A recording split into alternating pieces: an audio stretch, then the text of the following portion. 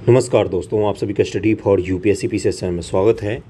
आज तारीख है 15 जून 2023 ईस्वी और आज का न्यूज़पेपर डिस्कशन वीडियो है ये, जिसमें द हिंदू और दैनिक जागरण के कुछ इंपॉर्टेंट आर्टिकल हैं जिसको हमें अच्छे से डिस्कस करना है, ताकि वहाँ से अगर मेंस एग्जामिनेशन में सवाल आए कोई तो अपना छूटना नहीं चाहिए। और पीटी एग्जामिनेशन में भी पीटी फैक्ट हम पढ़ कर जाएंगे तो एक हेल्प मिल जाएगा। आज सुबह हमें मॉडर्न हिस्ट्री का एनसीईआरटी एमसीक्यू मैम ने करवाया है। यकीन मानिए बहुत ही अच्छे से करवाया है उन्होंने। पहली बार उन्होंने ऑनलाइन डिजिटल फॉर्मेट में करवाया, उस हिसाब से अच्छा करवाया है, उसको ज़रूर देखिएगा। और एक चीज़ और मैं बता देता हूँ, अगर मैं अधिक वीडियो अपलोड करूँगा तो मैं अकेले नहीं कर सकता, मुझे कुछ लोगों को जोड़ना ही पड़ेगा। और ये मैं किसके लिए कर रहा हूँ? अपने लिए तो कर ही रहा हूँ, बिल्कुल कर रहा हूँ। मैं अपने चैनल को ग्रो करने के लिए तो कर ही रहा हूँ। पहला उद्देश्य तो यही होता है, कभी भी झूठ नहीं बोलना चाहिए। दूसरा उद्देश्य होता है कि काफ़ी अच्छे कंटेंट प्रोवाइड करवाना, क्योंकि बीपीएससी के क्षेत्र में कम से कम बहुत अच्छे कंटेंट सब जगह उपलब्ध नहीं होता है। हो हल्ला ज़रूर होता है, या तो पेड कोर्स उपलब्ध होता है सब जगह। तभी हम लोग पेड कोर्स तो नहीं लाएंगे भी तो सीमित क्षेत्र होगा, बहुत ही सीमित क्षेत्रों में पेड कोर्स होगा। और बाकी जो एनसीईआरटी एमसीक्यू है जो बहुत ही ज़्यादा इम्पोर्टेंट है, 68 के बाद तो पैटर्न बिल्कुल चेंज हो गया है। निसंदेह आप घटना चक्र प्रैक्टिस कर सकते हैं, लूसेंट लगा सकते हैं, लेकिन यकीन मानिए इनसे अब संभव बीपीएससी नहीं है, क्योंकि निगेटिव मार्किंग होगा, नए सवाल बनाए जाने की संभावना है और सवाल का सोर्स एक ही होता है। सबसे पहले इस बेसिक बुक को कंप्लीट करेंगे, उसके बाद इसका प्रैक्टिस कर लीजिए, उसके बाद रेफरेंस बुक पढ़ना सही होता है। तो ध्यानपूर्वक सभी एमसीक्यू को प्रैक्टिस किया कीजिए। आप ही के लिए वो मौजूद करवाता हूँ मैं, आप ही के लिए अपलोड होता है, मेरे लिए भी है, मेरा भी स्वार्थ है उसमें, लेकिन आपका सबसे पहले है, इसीलिए उसको ध्यानपूर्वक कर सकते हैं। अगर सिर्फ मेरा स्वार्थ होता तो मैं उसको पेड कर देता, और बहुत सारे बच्चे मुझे बोलते हैं रोज़ कि पेड कोर्स लाइए, मैं पेड में एनसीईआरटी कर देता और देखने वाले भी आ जाएंगे पैसे देकर, मुझे पता है। तो इसलिए थोड़ा सा उसको ध्यानपूर्वक देख के प्रैक्टिस कीजिए। रोज़ कम से कम 100 एमसीक्यू अभी से लगाएंगे।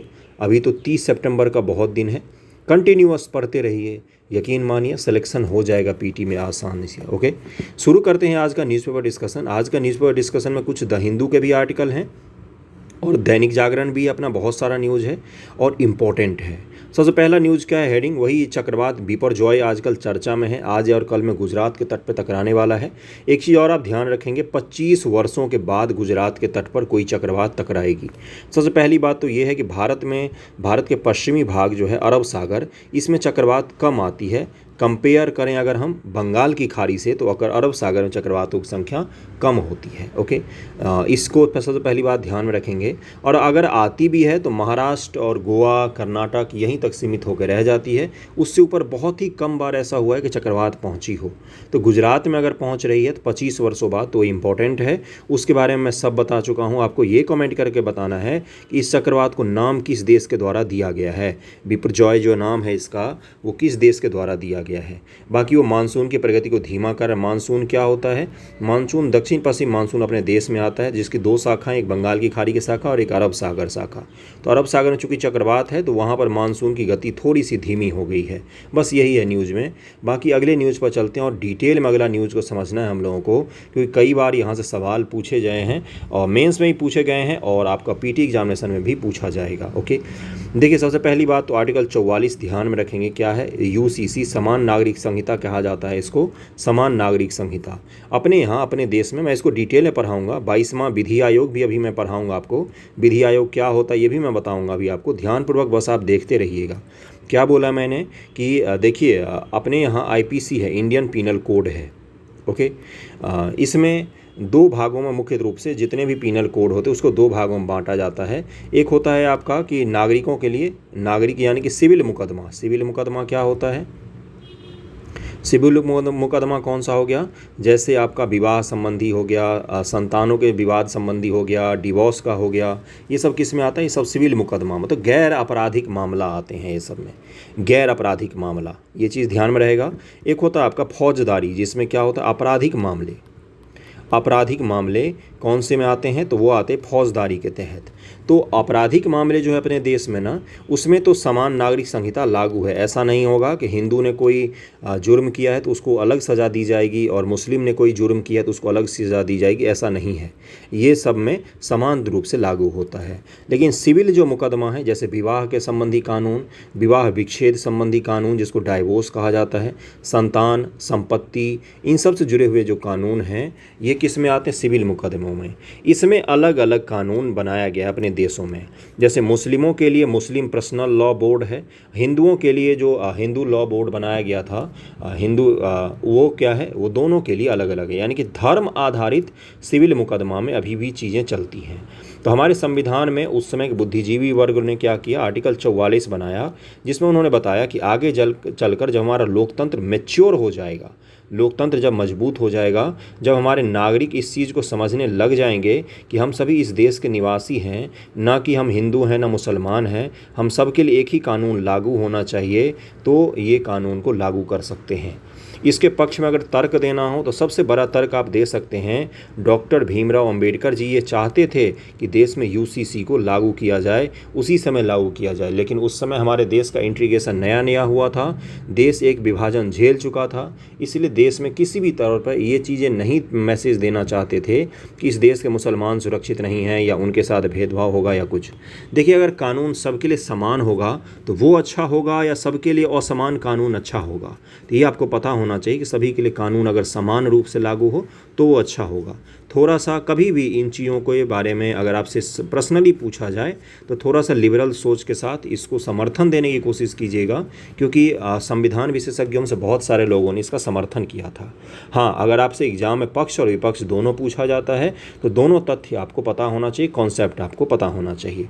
अभी क्यों चर्चा में आया है, 22वां विधि आयोग है, जिसने क्या बोला है, इसको बोला है कि भाई साहब ऐसा करो, इस देश के लोगों से बोला है कि आप सभी से, जनता और धार्मिक संगठनों से बोला है कि आप ऐसा कीजिए, विधि आयोग को अपना अपना राय भेजिए, यूसीसी पर, समान नागरिक संहिता पर अपनी अपनी राय भेज सकते हैं विधि आयोग को। इसी कारण से ये चर्चा में अब हम देख लेते हैं विधि आयोग क्या होता है। देखिए क्या लिखा हुआ है यहाँ पर कि उच्च न्यायालय के सेवानिवृत्त मुख्य न्यायाधीश ऋतुराज अवस्थी को वर्ष 2020 में गठित भारत के 22वें विधि आयोग का अध्यक्ष नियुक्त किया गया है। ऋतुराज अवस्थी ये कौन है, सेवानिवृत्त मुख्य न्यायाधीश हैं उच्च न्यायालय के। क्या है आगे, भारत का विधि आयोग समय समय पर भारत सरकार द्वारा गठित एक गैर सांविधिक निकाय है। संविधान में क्या विधि आयोग का जिक्र है? नहीं। सबसे पहली बात इसको ध्यान में रखेंगे। स्वतंत्र भारत का पहला विधि आयोग 1955 में 3 साल के कार्यकाल के लिए स्थापित किया गया था। कब किया गया था? 1955 में। पहला विधि आयोग 1834 में ब्रिटिश राजकाल के दौरान 1833 के चार्टर अधिनियम के द्वारा स्थापित किया गया था और इसकी अध्यक्षता लॉर्ड मैकाले ने की थी। सबसे पहला कब? तो 1833 ईस्वी के एक्ट के द्वारा 1834 में स्थापित किया गया और लॉर्ड मैकाले को विधि आयोग का पहला अध्यक्ष बनाया गया था भारत में। उद्देश्य यह क्या करता है? यह कानून और न्याय मंत्रालय के सलाहकार के निकाय के रूप में काम करता है, सिर्फ एडवाइस देगा। इसके एडवाइस को क्या मानना जरूरी है? बिल्कुल भी नहीं, लेकिन एडवाइस देते हैं तो वो मायने रखता है। विधि आयोग का कार्य कानूनी संबंधी अनुसंधान, भारत में मौजूदा कानून की समीक्षा करना ताकि इनमें सुधार किया जा सके, केंद्र सरकार या स्वप्रेरणा द्वारा इसके संदर्भ में नए कानून बना सके। सदस्य संरचना क्या है इसका? इसके बारे में पूछा जा सकता है। यूपीएससी ने पूछा है 2019 के पेपर में, आई थिंक सो, हाँ 2019 के पेपर में पूछा है। मेंस एग्जामिनेशन पूछा है कि विधि आयोग की संरचना के बारे में बताइए या वित्त आयोग की संरचना था। इन्हीं दोनों से एक सवाल था, मैं अभी भूल रहा हूँ। लेकिन कई बार, जैसे इस बार भी यूपीएससी ने 2023 का पीटी का पेपर अगर आप देखेंगे तो बहुत ही कठिन पेपर था, हद से ज़्यादा कठिन था। आज तक ऐसा कठिन पेपर आया ही नहीं था इतिहास में। तो इसमें उन्होंने क्या किया, उन्होंने पूछा है कि बताइए निम्न से कौन सा सांविधिक बॉडी है। सांविधिक बॉडी है मतलब कौन कौन से ऐसे बॉडी हैं 1, 2, 3, 4 में से जिनकी बात संविधान में नहीं की गई है, संविधान उनके संबंधी आर्टिकल नहीं है। तो इस तरह से इसको ध्यान में रखेंगे। क्या सदस्य क्या है, इसके संरचना क्या है? एक पूर्णकालिक अध्यक्ष के साथ साथ आयोग में एक सदस्य, सचिव सहित 4 पूर्णकालिक सदस्य होते हैं। कानून मंत्रालय के कानून और विधायी सचिव इस आयोग का पदेन सदस्य होता है। जो कानून मंत्रालय के सचिव होंगे, आईएएस अफसर जो होते हैं, वो इसके पदेन सदस्य होंगे। इसमें अंशकालिक सदस्यों की संख्या 5 से अधिक नहीं होगी, 5 से ज़्यादा अधिक नहीं होगी। सर्वोच्च न्यायालय का सेवानिवृत्त न्यायाधीश या उच्च न्यायालय का मुख्य न्यायाधीश इस आयोग का अध्यक्ष होगा। सुप्रीम कोर्ट ऑफ इंडिया के जो न्यायाधीश हैं सर्वोच्च न्यायालय के न्यायाधीश या उच्च न्यायालय का मुख्य न्यायाधीश, हाई कोर्ट के चीफ जस्टिस और सुप्रीम कोर्ट के जस्टिस न्यायाधीश, यही केवल इसके अध्यक्ष हो सकते हैं। तो आपसे स्टेटमेंट में क्या देगा कि विधि आयोग के अध्यक्ष केवल और केवल सुप्रीम कोर्ट के न्यायाधीश हो सकते हैं। तो आप क्या बोलोगे? गलत स्टेटमेंट दिया हुआ है। इस तरह से इसको ध्यान में रखेंगे सवाल के फॉर्मेट में। विधि आयोग ने अपनी 262वीं रिपोर्ट में आतंकवाद से संबंधी अपराध और राज्य के खिलाफ युद्ध को छोड़कर सभी अपराधों के लिए मृत्युदंड की सजा को समाप्त करने की सिफारिश की थी। अभी तक कौन कौन सी सिफारिशें की है उसके बारे में बताया गया है। चुनावी सुधारों पर इसकी रिपोर्ट 1999 में शासन में सुधार और स्थिरता के लिए लोकसभा और राज्य विधानसभा चुनाव एक साथ कराने का सुझाव दिया गया था। विधि आयोग ने देश में समान नागरिक संहिता को लागू करने की भी सिफारिश की थी। कैदियों के पहचान अधिनियम 1920 की जगह लाए गए आपराधिक प्रक्रिया पहचान अधिनियम 2022 को भी भारत के विधि आयोग द्वारा प्रस्तावित किया गया था। तो विधि आयोग की एक मैंने रूपरेखा आपको बता दिया है, ये आपको समझ में आ जाना चाहिए था। इसमें कुछ भी ऐसा खास नहीं था। क्या संविधान में इससे जुड़े हुए आर्टिकल हैं? नहीं है। आपको ये बताना है कि 1955 में जब विधि आयोग बना था तो पहले विधि आयोग के अध्यक्ष कौन थे? सर्च कीजिए ज़रा और बताइए। अब मैं आपको एक चीज़ और बताता हूँ। ये पूछ चुका है कि पहले वित्त आयोग के अध्यक्ष कौन थे। तो पहले विधि आयोग के अध्यक्ष और पहले चुनाव आयोग के अध्यक्ष, इसके बारे में यूपीपीसीएस ने 2022 ईस्वी में पूछा है सवाल कि इसके बारे में पहले चुनाव आयोग के अध्यक्ष कौन हैं और चुनाव की संरचना किस प्रकार से हुई थी। 1951 का चुनाव बहुत महत्वपूर्ण है। पता है क्या हुआ था? वोटर लिस्ट जब बनाया गया था 1951 ईस्वी में चुनाव के लिए, तो उसमें कई सा भारत की जो हमारा समाज है वो इस तरह का समाज है कि कई सारे लोगों ने पता है क्या किया था? महिलाएं अपना नाम नहीं बताती थी। उन्होंने क्या नाम लिखा दिया था? चिंटू की मौसी, रिंकू की मम्मी, टिंकू की बुआ, ऐसा नाम लिखवा दिया था। तो फिर से चुनाव आयोग को पूरा वोटर लिस्ट फिर से सुधार करना पड़ा। तो ये मैंने कहाँ से पढ़ा है? क्या मैं उस समय था? नहीं। एनसीईआरटी आपने ढंग से नहीं पढ़ा है, नहीं तो आपको मिल जाता ये सब कुछ, उसी में रहता है। तो इस तरह के अद्भुत घटनाएं हुई थी भारत में। सोचिए उस समय लिटरेसी रेट 5% से भी कम था और उस समय में दुनिया का सबसे बड़ा लोकतांत्रिक चुनाव हुआ था। तो कितना चैलेंजिंग होगा। तो उनके अध्यक्ष का नाम आपको पता होना चाहिए। सर्च कीजिए और उनको नोट डाउन करके रख लीजिए। सवाल पूछे जाते हैं, आज़ादी के बाद का इतिहास से पूछे जाते हैं। तो पहले चुनाव आयोग के अध्यक्ष, पहले वित्त आयोग के अध्यक्ष, पहले विधि आयोग के अध्यक्षों का नाम पता होना चाहिए। कब नियुक्ति हुआ ये भी पता होना चाहिए। अगले टॉपिक पर हम लोग चलते हैं। यूसीसी मैं समझा देता हूँ। यूनिफॉर्म सिविल कोड क्या होता है? आर्टिकल 44 डीपीएसपी जो अपने देश में है, बनाया गया है संविधान में, नीति निर्देशक तत्व, तो उसमें इसका जिक्र किया गया है, इसलिए आप लोगों को पता होना चाहिए। समान नागरिक संहिता क्या होता है? समान नागरिक संहिता पूरे देश के लिए एक समान कानून के साथ ही सभी धार्मिक समुदाय के लिए विवाह, तलाक, विरासत, गोद लेने के आदि कानूनों में एक रूपता प्रदान करने का प्रावधान करती है। एक देश एक कानून, एक देश एक आंगनबाड़ी, एक देश एक राशन कार्ड, एक देश एक टैक्स सिस्टम, ये सब इंटीग्रेशन कहलाता है ना। तो इसको ध्यान में रखेंगे। संविधान का अनुच्छेद 44 में वर्णित है कि राज्य भारत के पूरे क्षेत्र में नागरिकों के लिए एक समान नागरिक संहिता सुनिश्चित करने का प्रयास करेगा। आर्टिकल 44 संविधान में वर्णित राज्य के नीति निर्देशक तत्वों में से एक है। आर्टिकल 44 का उद्देश्य संविधान की प्रस्तावना में निहित धर्मनिरपेक्ष लोकतांत्रिक गणराज्य की अवधारणा को मजबूत करना है कि हमारे देश में धर्म आधारित कानून क्यों होना चाहिए। भाई जब आप सेकुलरिज्म की बात करते हो, जब आप बोलते हो कि हिंदू, मुस्लिम, सिख, ईसाई सब एक हैं, कोई इस देश में बहुसंख्यक नहीं है, बहुसंख्यक का नहीं चलेगा, तो धर्म आधारित कानून प्रणाली क्यों होना चाहिए? नहीं होना चाहिए, किसी भी रूप में नहीं होना चाहिए। ये तो आज के समाज की नीड है। कोई हम सऊदी अरब और पाकिस्तान थोड़ी ना है कि हमारे यहाँ धर्म आधारित कानून होगा। हमारे यहाँ तो सबके समान दृष्टिकोण से देखा जाना चाहिए, सभी नागरिक समान हैं। हाँ, इसका विपक्ष में क्या पॉइंट लिखोगे? अगर पूछा जाए क्यों नहीं लागू करना चाहिए, आप देखो, पक्ष में लिखो तो इतने अच्छे से लिखो कि लगे कि हाँ ये बस लागू कर ही दो। विपक्ष में लिखो तो इतना विपक्ष में लिख दो कि बस लगे कि यार नहीं, मत लागू करो, अच्छा नहीं है। क्या लिखोगे विपक्ष में? सांस्कृतिक और धार्मिक बहुलता को ठेस पहुंचेगा, हमारे देश में विविधता में एकता की कॉन्सेप्ट को बढ़ाया गया था, उन चीज़ों को ठेस पहुंचेगा। ये सब पॉइंट्स आप लिखेंगे तो क्या लगेगा कि अच्छा हाँ, विपक्ष में भी पॉइंट जानता है। आगे क्या है? पृष्ठभूमि क्या है? समान नागरिक संहिता की अवधारणा का विकास औपनिवेशिक भारत में तब हुआ जब ब्रिटिश सरकार ने वर्ष 1835 में अपनी रिपोर्ट प्रस्तुत की थी।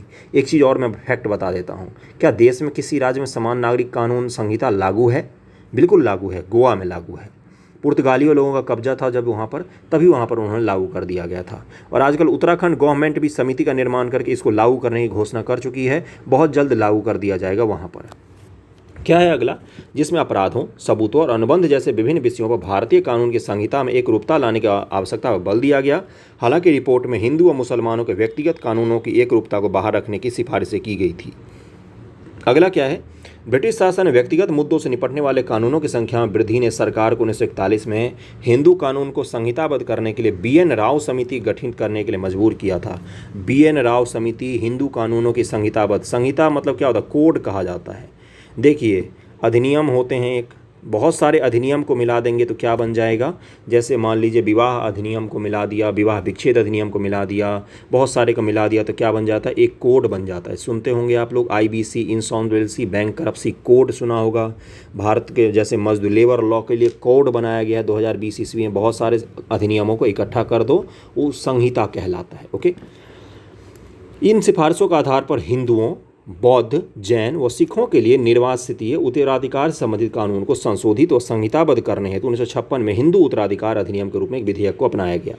देखिए, संविधान के हिसाब से जो हिंदू लॉ है उनमें कौन कौन से धर्म के लोग शामिल हैं, तो हिंदुइज्म तो है ही, बौद्धिज्म, जैनिज्म और सिखिज्म जो है, इन सब को मिलाकर हिंदू शब्द के रूप में परिभाषित किया गया, क्योंकि हिंदू धर्म से ही अलग अलग इन सब का जन्म हुआ है ना। सब में लगभग में समानता तो है ही, उनका पूजा पद्धति अलग है, वो पंथ को अलग मानते हैं, लेकिन हिंदुइज्म ऐसा धर्म है दुनिया का एकमात्र जिसमें पंथ को अलग नहीं माना गया है। आप किसी भी देवी देवता को नहीं मानते हैं तो भी आप हिंदू ही कहलाते हैं। ये भी तो है एक अपने ही हिंदुइज्म का। तो ये बताया गया संविधान में। मैंने याद करने के लिए आपको किस्सा सुनाया है। हालांकि मुस्लिम, ईसाई, पारसी लोगों के लिए अलग अलग व्यक्तिगत कानून थे पहले भी। कानून में समरूपता के लिए विभिन्न न्यायालयों ने अक्सर अपने निर्णयों में कहा कि सरकार को एक समान नागरिक संहिता सुनिश्चित करने की दिशा में प्रयास करना चाहिए। शाह बानो मामला 1985 में दिए गए निर्णय सर्वविदित है। इसमें पता है क्या हुआ था, शाह बानो एक अधेड़ उम्र से भी ज़्यादा उम्र की महिला थी 1985 में। इसको इसके पति ने 3 बार 3 तलाक बोल के, 3 बार मुस्लिमों में पता है पहले होता था तलाक, तलाक और तलाक, 3 बार तलाक बोल दिया। इस महिला को 5 बच्चों की माँ थी। ये महिला, बच्चे अधेड़ उम्र से ज़्यादा के हो गए थे, विवाह के 50 साल हो गए थे। इसको इसके पति ने तलाक तलाक तलाक बोल दिया। बेचारी शाह बानो सड़क पर।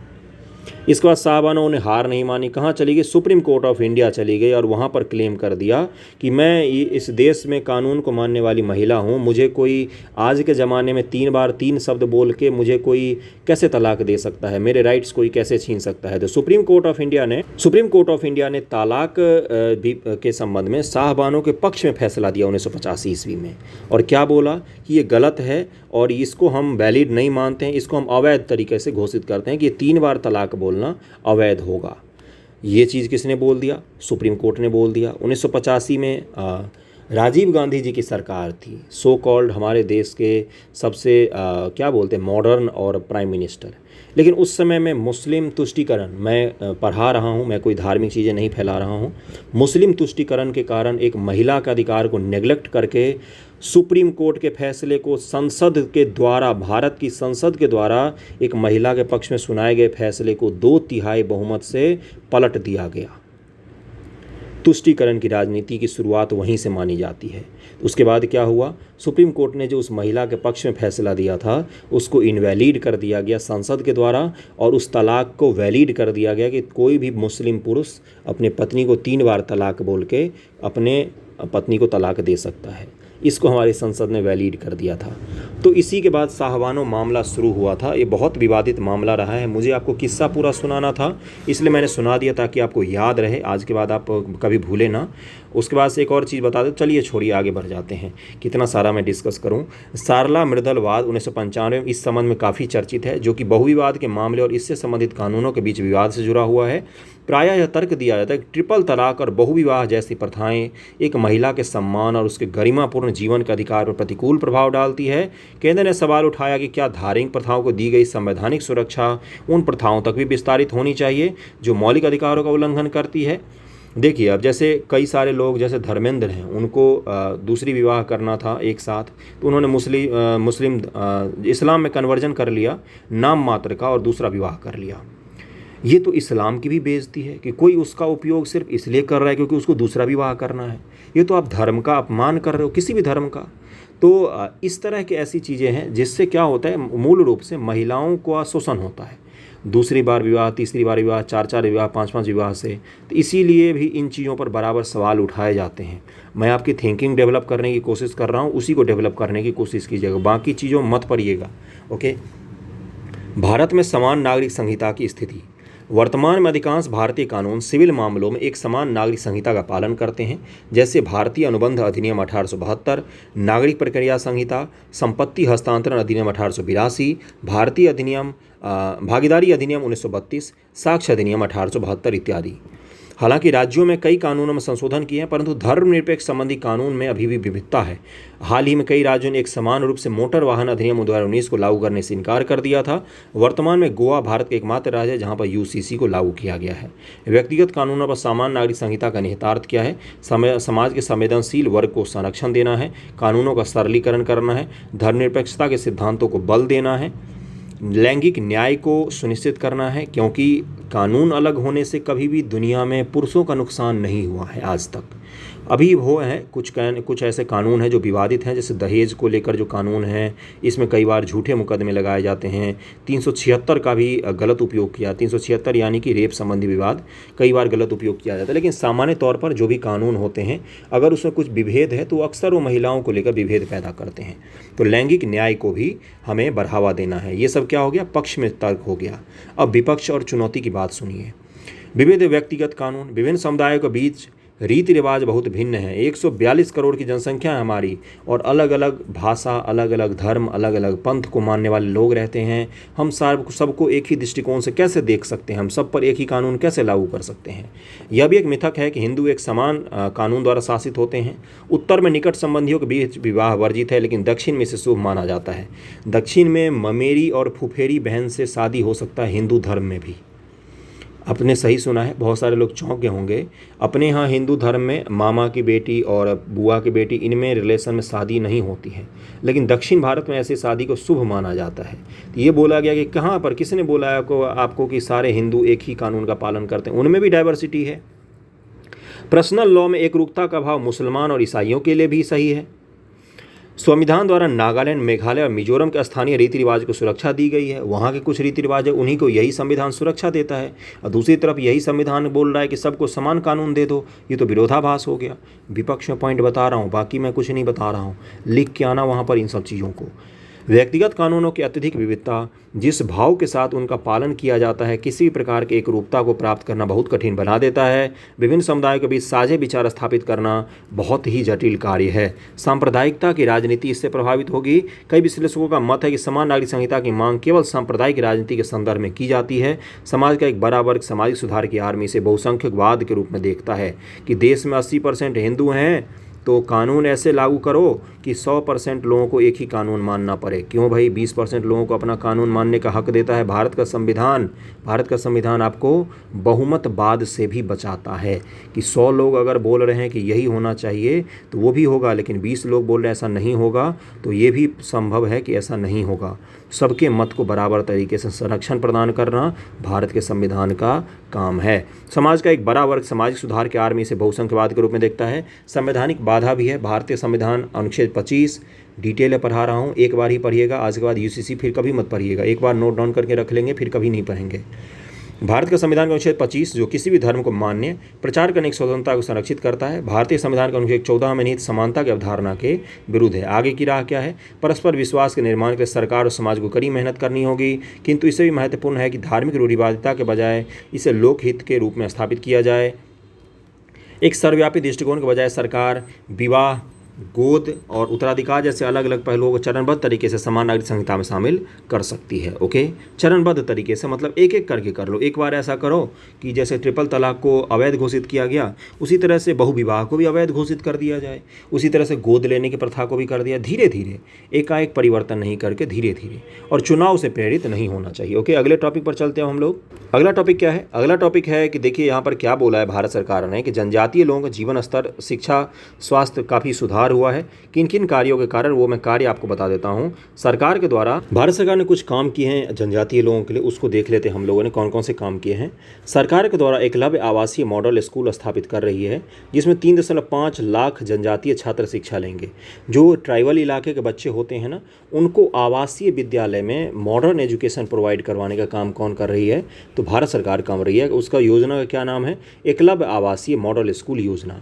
बेहतर शिक्षा व्यवस्था के लिए अगले 3 सालों में 38,000 शिक्षक और स्कूल स्टाफ की भर्ती की जाएगी, ट्राइबल को एजुकेशन देने के लिए। जनजातीय छात्रों के लिए 5 छात्रवृत्ति योजना चल रही हैं। Development action plan for scheduled tribe BPST के फंड में 5 गुना की बढ़ोतरी हुई है। और उसके बाद से देखिए क्या लिखा हुआ है यहाँ पर कि 14-15 से लेकर अभी तक जनजातीय वर्ग के 1.47 करोड़ घरों में शौचालयों का निर्माण किया गया है।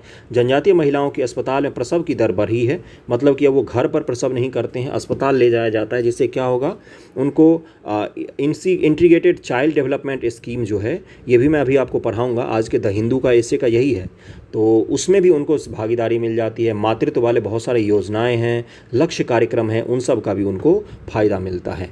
अगला क्या है? 2 से 23 महीने के बीच में टीकाकरण की स्थिति भी पहले से काफ़ी बेहतर हुई है। और क्या बोला है सरकार ने?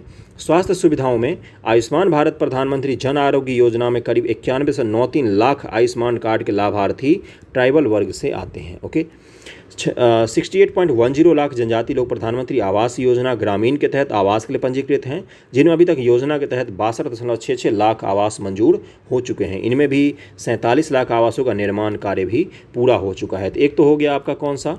आयुष्मान भारत। दूसरा क्या कौन सा हो गया? प्रधानमंत्री आवास योजना हो गया। तीसरा जल जीवन मिशन के तहत भी उनको पाइप से पानी पहुंचाने की भारत सरकार कोशिश कर रही है। तो देखिए कौन कौन सा चीज़ हो गया? आवास हो गया, स्वास्थ्य हो गया, जल जीवन मिशन हो गया, एकलव्य योजना एजुकेशन के लिए हो गया। ये सभी योजनाओं को पहुंचाने की कोशिश कर रही है।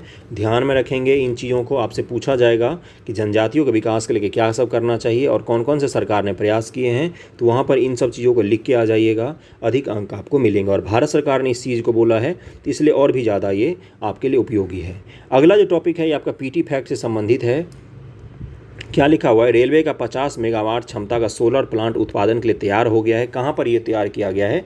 देखिए यहाँ पर लिखा हुआ है कि हरित ऊर्जा को बढ़ावा देने के लिए भारतीय रेलवे ने रायपुर रेल मंडल के BMY चरौदा में 50 मेगावाट क्षमता वाले सोलर प्लांट का निर्माण पूरा कर लिया है। यह रेलवे का दूसरा सोलर प्लांट है। ये दूसरा है, रेलवे का सोलर प्लांट है ये दूसरा, चरौदा में। उसके बाद से क्या है, तो पहला कौन सा है? मध्य प्रदेश के बीना में 1.7 मेगावाट का प्लांट पूर्व से कार्यरत है। चरौदा स्थित सोलर पावर प्लांट 200 एकड़ में विस्तारित है। मतलब पहला कौन सा है?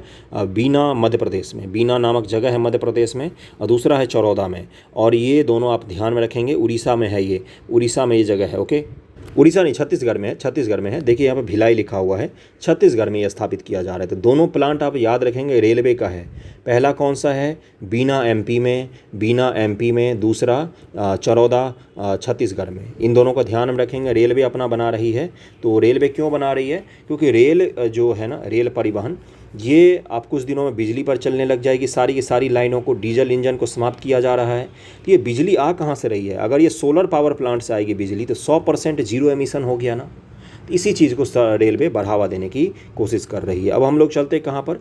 द हिंदू का जो अपना आर्टिकल है उसको डिस्कस कर लेते हैं। ये तो मैं बता चुका हूँ आपको 22वां लॉ कमीशन के बारे में, UCC के बारे में।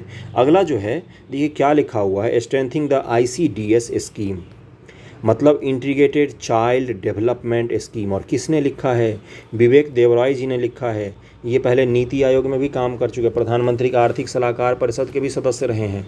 ये अगर कुछ बोलते हैं या कुछ लिखते हैं तो उस पर थोड़ा सा ध्यान से देखना चाहिए। देखिए इन्होंने क्या लिखा है कि क्यों हमें इसको और भी ज़्यादा मजबूत करने की ज़रूरत है। किसको बोला है? Integrated child development scheme. उसके बारे में मैं बताऊँगा।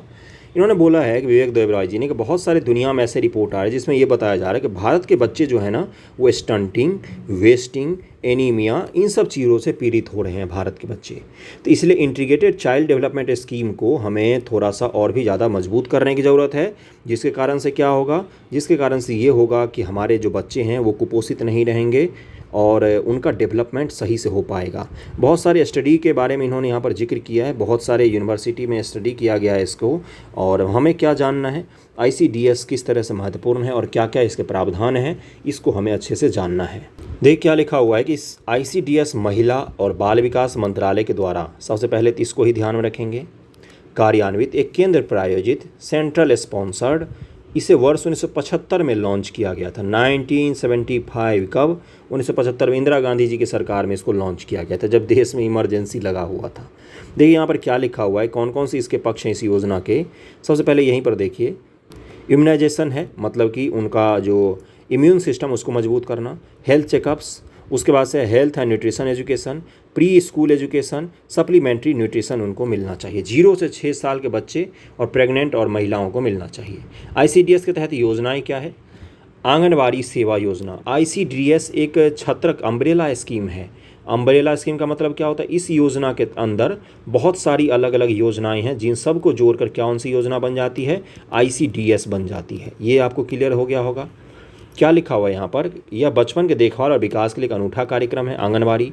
इस योजना के लाभार्थी 0 से 6 वर्ग के आयु वर्ग के बच्चे, गर्भवती महिलाएं और स्तनपान कराने वाली माताएं होती है आंगनवाड़ी सेवा योजना के तहत। यह 6 सेवाओं का एक पैकेज प्रदान करता है, जिसमें पूरक पोषण, स्कूल पूर्व अनौपचारिक शिक्षा, उनको बैठना कैसे है, बच्चों को बिहेव कैसे करना, ये सब अनौपचारिक शिक्षा कहाँ पर दी जाती है? प्री स्कूल, जिसको कई सारे शहरों में आजकल अलग नाम दे दिया गया है, प्री स्कूल एजुकेशन यहाँ पर दी जाती है। पोषण और स्वास्थ्य शिक्षा, टीकाकरण, स्वास्थ्य जाँच, रेफरल सेवाएँ, ये सब कहाँ पर दी जाती है? आंगनबाड़ी कार्यक्रम में। पूरक पोषण में टेक होम राशन, घर ले जाने के लिए गर्म पका हुआ भोजन, सुबह का नाश्ता शामिल है। निर्धन परिवार के लिए इसका विशेष महत्व है, क्योंकि यह बच्चों के पोषण संबंधी परिणाम को प्रभावित करता है। प्रधानमंत्री मातृ वंदना योजना क्या है? ये भी इसी का एक स्कीम है। PMMVY के तहत सभी पात्र लाभार्थियों को 3 किस्तों में 5,000 रुपये दिए जाते हैं। शेष 1,000 रुपये की राशि जननी सुरक्षा योजना के अंतर्गत मातृत्व लाभों के शर्तों के अनुरूप संस्थागत प्रसूति करवाने के बाद दी जाती है। इस प्रकार इस औसतन एक महीने को कितना रुपये दिया जाता है? 6,000 रुपये गर्भवती महिला को दिया जाता है। ये भी ध्यान में रखेंगे। प्रधानमंत्री मातृ वंदना योजना नाम है इसका। राष्ट्रीय क्रेच शिशु गृह योजना, ये क्या है भाई? क्रेच मतलब वो जगह होता है जहाँ पर बच्चों को रखा जाता है। इसके तहत कामकाजी महिलाओं के बच्चे, अब मान लीजिए कोई महिला ऑफिस जाती है काम करने, तो उसका बच्चा कहाँ पर रहेगा? 6 माह से 6 वर्ष की आयु के दिन भर देखभाल करने की सुविधा प्रदान करना। ये राष्ट्रीय क्रेच योजना है, जिसमें जहाँ जहाँ पर भी कोई फैक्ट्री, कोई काम करने की जगह है, ऑफिस है, तो वहाँ पर एक क्रेच बनाया जाता है। कामकाजी महिला है, उसका बच्चा भी है, तो उसकी देखभाल पूरे दिन वहाँ पर करना पड़ेगा। ये उस कंपनी का दायित्व हो जाता है, उस जॉब प्रोवाइडर का ये दायित्व होता है। शिशु गृह 1 महीने में 26 दिन और प्रतिदिन 7.5 घंटे के लिए खुला रहता है।